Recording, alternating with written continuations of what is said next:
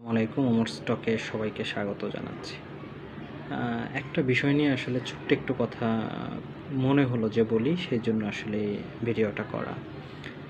একটা জিনিস ভেবে দেখলাম যে আসলে সব কিছু আসলে ছোট যখন থাকে, মানে আনাড়ি যখন থাকে, তখনই আসলে ভালো থাকে। নবীন যখন থাকে, তখনই আসলে সবথেকে ভালো থাকে। ধরুন, সন্তান যখন ছোট থাকে, তখন দেখতেও সুন্দর, সে বাবা মার আদরের থাকে, সব কিছুতে বাবা মার মানে অনুমতি নিয়ে করে, ব্যাপারটা খুব সুন্দর। একটা রিলেশন যখন শুরুর দিকে থাকে, তখন দুইটা মানুষকে প্রচণ্ড রকম ভালোবাসে, প্রচণ্ড রকম ট্রাস্ট করে। সব থেকে বড় কথা হচ্ছে, তখন দুইটা মানুষই পুরোটা সময় তাকে নিয়ে ব্যস্ত থাকতে চায়। কোনো ধরনের অজুহাত, কোনো ধরনের মানে কি বলে, গিরগিটি টাইপ, নিজের চরিত্র পরিবর্তনের শয়তানি মানসিকতা আসলে থাকে না। তো আসলে একটা রিলেশনশিপে, সেটা হাজব্যান্ড ওয়াইফ হোক কিংবা অন্য কোনো রিলেশনশিপে হোক, যত বেশি কোমল থাকা যায়, যত বেশি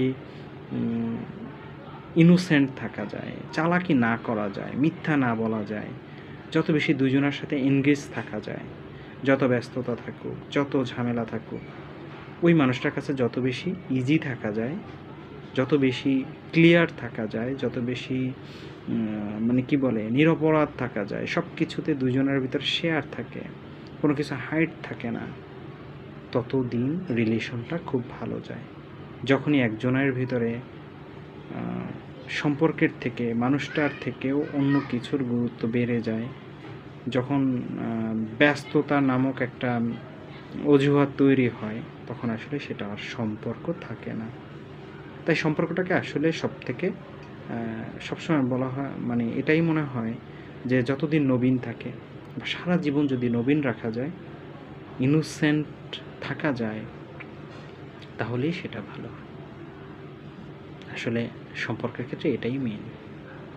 সবাই ভালো থাকবেন। কোনো মতামত থাকলে জানাতে পারেন, আর সাবস্ক্রাইব করে পাশে থাকার অনুরোধ থাকলো আর কি। সবাই ভালো থাকবেন। আল্লাহ হাফিজ।